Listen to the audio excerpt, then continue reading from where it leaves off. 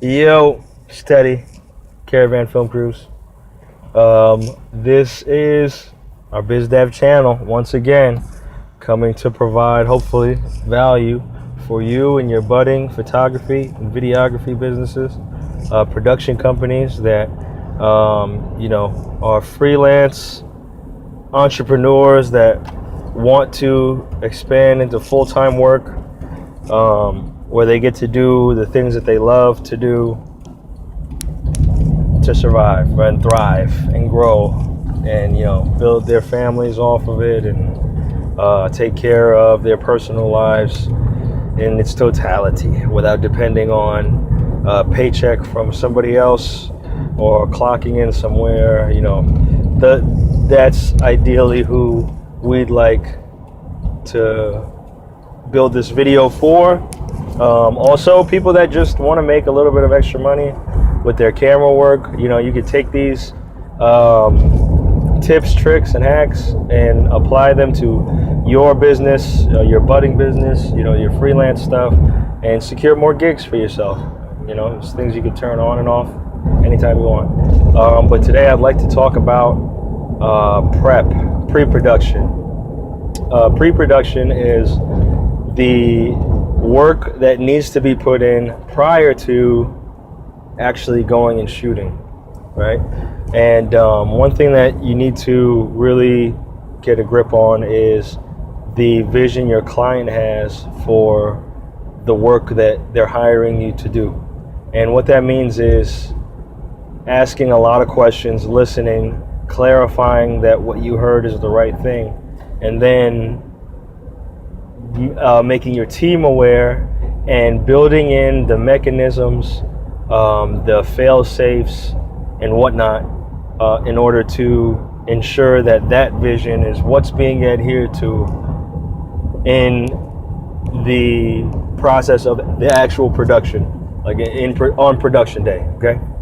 And one of the things that people overlook is the customer service leading up to that. Like, are you fielding text messages, emails, and calls from your clients in a manner that would be deemed responsive? That's huge. It's ginormous. Like I was saying in How to Sell More Gigs Part 2, the experience of purchasing your services is just as important as the services that you're rendering themselves. And that's the only tangible thing that people can hold on to, before they make the sale. Like, that's really what they end up purchasing, is your customer service assurance that you know exactly what they want you to deliver. And that goes even after they've put their deposit down, after they put their your booking fee up, and you lock them into the calendar. Things pop up, whether it's whether you're shooting a wedding, whether you're shooting a commercial, a lookbook, whatever it is.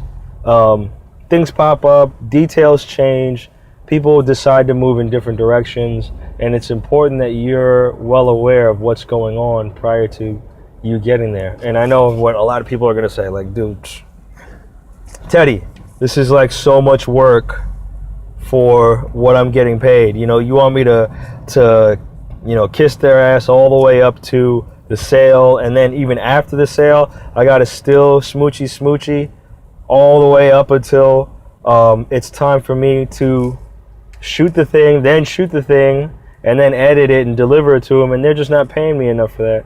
And dude, I understand, man. Like, they're not paying you enough for that. Really, I don't care how much you charge.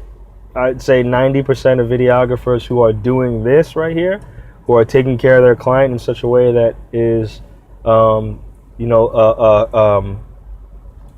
satisfactory or above and beyond what customer service entails. Yeah, you're not getting paid quite nearly enough for this. But by doing this, you can establish a reputation that would definitely warrant whatever pay you're going for in the future. Guys, there's dudes getting paid 5, 8, 10 grand, 12, $15,000 for a wedding out there. They're getting paid that. You know, they're getting flown out, them and their crew, to a destination, and they're staying at, you know, whatever place they're staying at for 2 days, 3 days, 2 nights, whatever it is. And they're getting paid that high ticket in order to shoot somebody's wedding. And they're doing all these kinds of things. Like, they're really taking care of their clients. But when they were getting paid $2,000 to do a wedding, they were doing the same thing. That's how you get there. It's a sport, man. It's not. Videography and photography is a sport. It's not a freaking textbook topic or like a course you can take in high school or college. It's something that you learn by doing. You know, business is a sport. Entrepreneurship is a sport. Customer service, customer care, you know, product delivery, like that stuff is a sport. It's not something you can just read up on and now you know it. And it's not. It's an art, and that's why I say it's a sport, because it's an art. And you know, you got to be experienced in this kind of thing. But if you're unwilling to do these things for your clients, then you know, you're not going to get the ticket that you want. You're not going to get the prices that you want. If you're wondering why nobody's willing to pay you more for the stuff that, you know, you're doing, maybe you're not doing enough. That's just it. Like, you're not doing enough to warrant people paying you more than what you're already getting. They don't know why.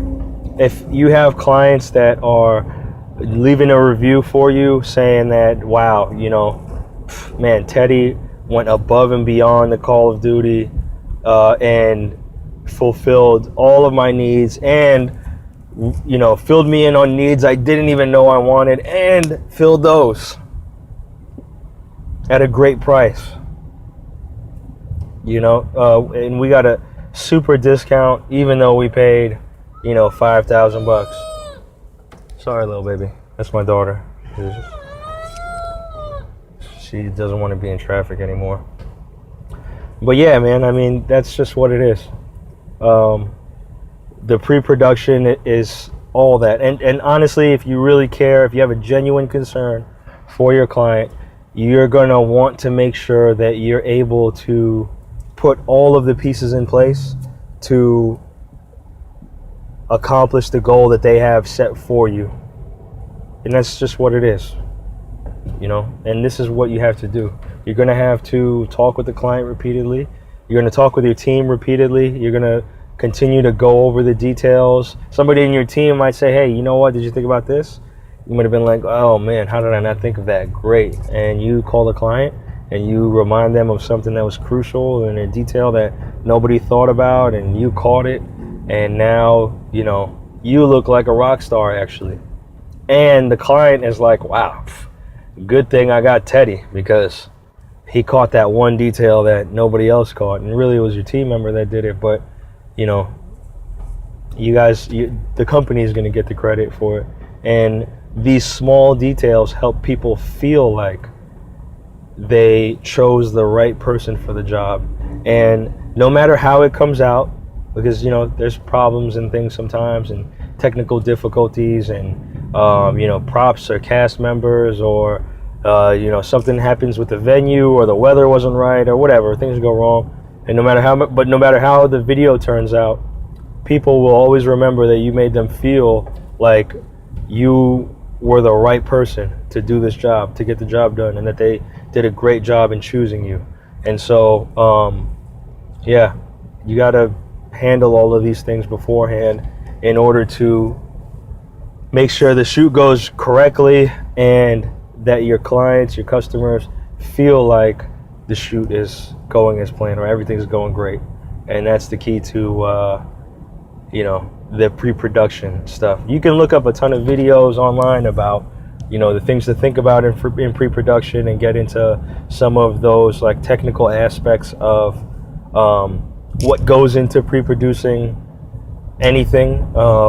You know, do you have the right lenses? Do you have the right rigs, how many tripods do you need? Do you need a gimbal? Do you need a drone? Do you need a jib? Do you need sliders? Who needs that? Scheduling out when and where people are going to be in order to shoot the things that they need to get shot. If you're shooting a wedding, and somebody who's like one person's whole job in the first 45 minutes to an hour before they get there is getting venue shots, getting those wide shots and those zoomed in detailed shots. What kind of lenses are they going to need? Do they have 8mm or 10mm lenses that are able to get those super wide looks on those venue shots? Or do they have those, like a 35-100 or a 70-200 lens to get those zoomed in detailed shots of like an angel sculpture or whatever? These are the kinds of things you're going to think about in your pre-production for whatever you're doing, to make sure that not only does each person have the time and the assignment to, the assignment and the time to fulfill it, but also the technical things that they're going to need to get the kinds of shots that they want. And that all goes into the pre-production and planning and things like that. But there's tons of resources out there for checking those out, because I've checked it out myself. I love Film Riot, dude. All the stuff you guys watch, I've watched all that stuff for years, and I watch them every day, every single day. I'm always watching new tutorials on, photography and videography, even shutter, aperture, ISO. Like I said in the video, how to strengthen your portfolio or something like that. How, the key to building a strong portfolio. I'll watch till this day videos on shutter, aperture, and ISO, because there might be something that I just didn't pick up, or something that I used to do or I stopped doing, or I just didn't think was as important, and I'm like, oh, you know what? That's something I can re-implement. And yeah, all the resources are out there. No worries for that. But yeah, man, pre-production, and client communication, and really caring about the project that you're, about to deliver to somebody. So, all right, take it easy. Follow us on all social media. Keep watching the Biz Dev channel. Hopefully this helps you increase your business, land more gigs, build your income stream for photography and video into something that can really be worthwhile for you. But yeah, follow us on all social media. Hit me up anytime. I'd love to collab. I'd love to have a conversation with you guys. Call, text, email, DM, tweet, whatever. But I'll see you next time. Peace.